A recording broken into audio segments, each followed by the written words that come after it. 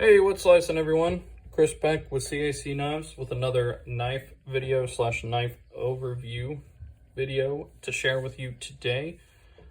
Here we have the QSP Unicorn and 14C28N, a black wash blade, and a green Neon G10 handle. Before we get into the knife here, let's open the box. You get some nice stickers there. Have a knife day. Better than a knife, better life. And here we got some nice overall specs, so I'll go ahead and hold those up here. Of course, this is the G10 option there and the handle options at the bottom. Gives you a nice good measurement of the knife. If you do hear a little bit of background noise, my daughter and wife are home at the moment. I am recording this video in the evening. But anyways, let's get onto the knife. This is the, I want to say the 5th button lock knife I've ever experienced. It is not the best. It is not the worst. I would say it is above average in terms of like the lock sticking and everything. The knife overall looks great, but I would expect nothing less from QSP. They do a great job with the Fint Finish of their knives. But let's go over the 5 key points here, and we will do them one at a time after giving you a nice little overview of the knife. First is Fint Finish, and like I said, QSP does a great job with Fint Finish. No issues with the knife anywhere that I have noticed. Everything's flush, everything feels good. And yeah, I think they could have used a little bit of jimping here on top. I mean, it's not 100% necessary, but I think they definitely could have done that. I'm not sure why they didn't.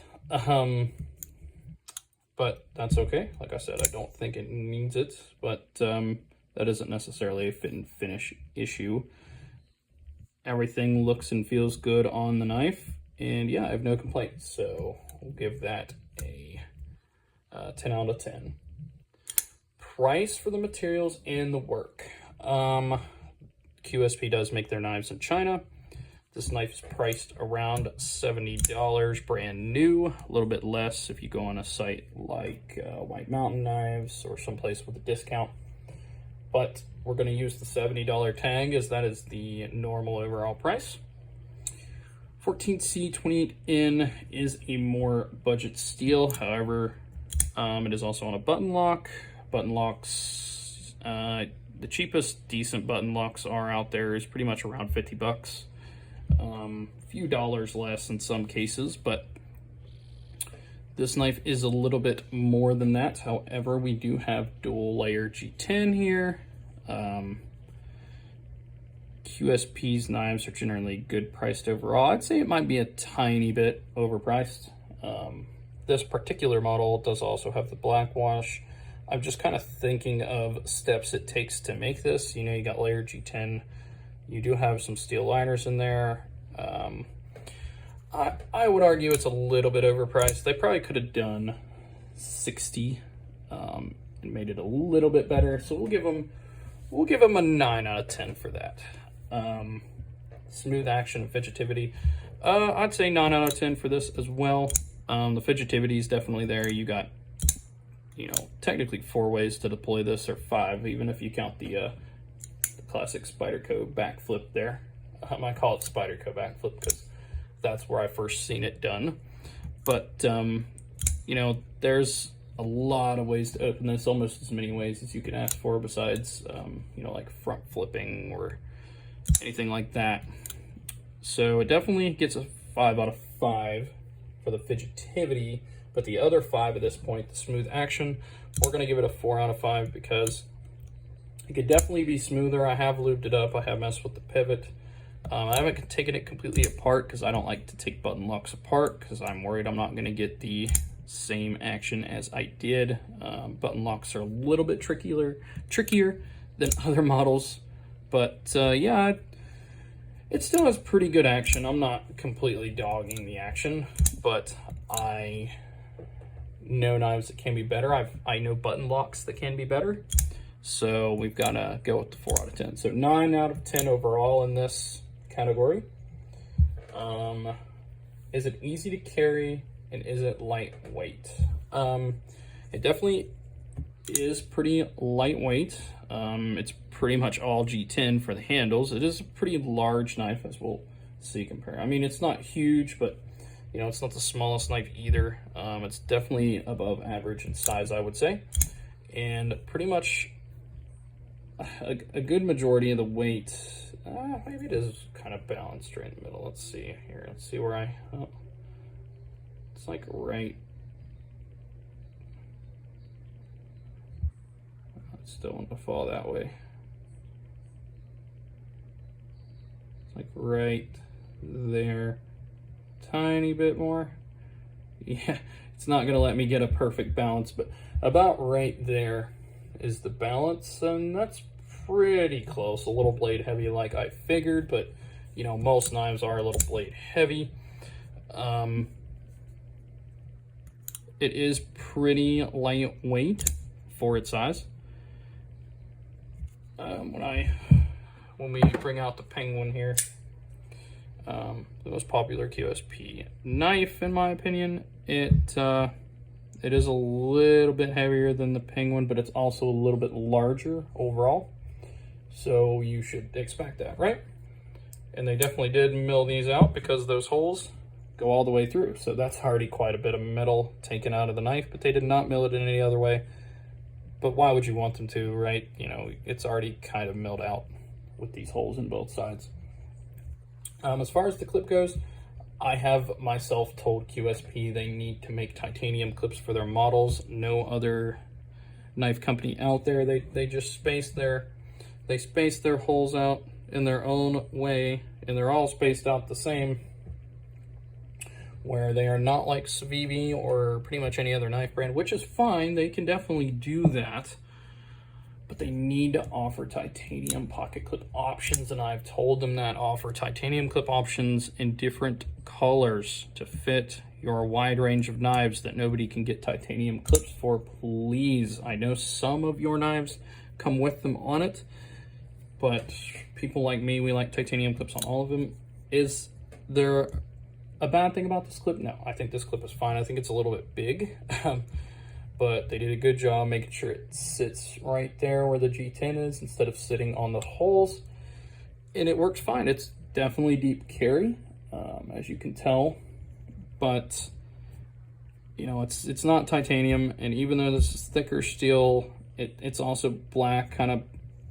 I don't want to say it's blackwash like the blade, but that black's going to start wearing off and scratching, and I know some people don't like that. I don't know. I don't like it if there's only one. If it starts getting like 3 or 4, then the clip starts having character, in my opinion. But when it only has 1 on there, I kind of want to add 2 or 3 more. But that will happen with a titanium clip. It's not going to happen as often or as much, or you know, if it's anodized, you can change the color. There's just somewhere you can do with titanium clips, and they're more durable, and they're even lighter weight than stainless steel clips. So they need to add that option. But overall, the lightweight, easy carry, I'm going to give it a 9 out of 10. It's not perfect, but it's pretty close. Is it easy to maintain? And what I mean by that is it easy to clean and sharpen? Well, they have a nice choil there for the sharpening. You do have a curved blade, but you know, if you're going to sharpen knives, you should expect that, but there is no like recurve in the blade, so that's good. It's just one solid swoosh, so not too bad in terms of sharpening. As far as disassembly goes, you're going to have the pivot, you're going to have 1 screw on the back of the handles, and then I'm guessing one of these pocket clip screws are flush all the way, though yes, they are. One of them goes all the way through and the other one does not, so you will have to take probably the front pocket clip screw out. Counts as one of the screws holding the handle in, but you know, that's not terrible. I'd say this knife is relatively easy to clean, considering it's just one piece of stainless steel inside, kind of inside the G10 in there. You don't really got to take this knife apart to clean it anyways, unless you want to clean the pivot or the button. And like I said, I suggest caution when doing that on button lock knives.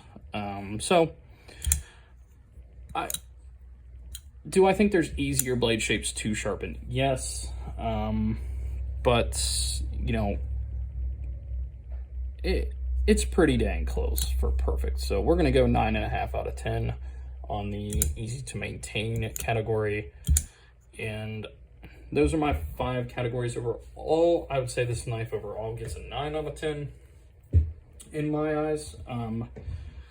Let's compare it in size first to some other popular models, and then we can talk about it compared to other button lock knives. So here is a Civivi Elementum, and as you can see with this comparison, it is slightly above average because the Civivi Elementum and the QSP Penguin I consider to be the average size of pocket knives, and this knife is definitely a little larger than those. So with that taken into account, you know, you've got to understand a little bit of weight gain. We also have a comparison knife here, the Sinkut Watuga, and I'm going to be using this knife specifically to compare it to, but understand the Watuga does cost about $20 to $25 less, depending on where you buy it. So we're going to be taking that into account. And here's the QSP Hawk. I just wanted to bring another QSP knife out for QSP fans to show a good example. The QSP Hawk and the Unicorn here are almost the same size. The Hawk is also a little smaller, though I will admit the Hawk is smoother overall, and it came this way. I probably have lubed up the what do you want to call the lock ball in there. Those are actually key random tip. If your knive's ever not shutting as smooth as you think it should, there's always a little ball down in there on things like liner locks and frame locks. If you put a little knife pivot lube on that, I guarantee it'll shut a lot faster. Because a lot of times that's actually the enemy, and it's not even the pivot. Just a little tip there. But anyways, back to this comparison. So the Watuga also can be opened the same amount of ways as the QSP Unicorn. It is cheaper. The blade steel on this thing is D2, which I would say is a downgrade. And there's a lot less done to this knife in terms of the G10, but while it does have a tiny bit more lock stick, it is a lot smoother. Okay, so pros and cons there to both. I don't think I've held a perfect button lock in my hand yet. I've yet to try an expensive one. I haven't even ever tried a Civivi button lock, so maybe those are different, considering we're upping the price. Well, we're not upping the price much than this, so, oh gosh, hit the table there, I'm sorry about that. But just like the Watuga, this knife can't be 10 out of 10 perfect. Now, I think the Watuga is a great knife. I think it's priced real good for a button lock. Where I think this is, like I said, I think it's priced about $10 high. But if you like the look, I know they did it in purple too, and I think they did it in one other color that's not coming to me. But the color scheme looks very cool, and you have to admit that. They did a really good job on that. If you don't have anything neon green in your collection, this is definitely one to recommend, or if you like black wash blades. They do have, I don't know if it's satin or stone washed blade options as well, but one of those two they have for each of the color schemes. And I'm pretty sure they have it where in some way you can reverse these colors. Maybe not with the green one, but I think they did that with one of the other colors. But anyways, I would recommend this knife. I do think it's a little bit overpriced, but I definitely would recommend it. And let me know what you all think in the comments down below. Would you buy this knife at the price point of $70, or would you have liked to see it for you know, more like $60 like I recommended in today's market. Now, I do understand prices went up on things, but I'm looking at competition. Okay, that's what I look at. I like to look at competition and knives overall, and I do think this is priced a little high. But yeah, let me know what you guys think. And that'll be all for today's video. Thanks, guys.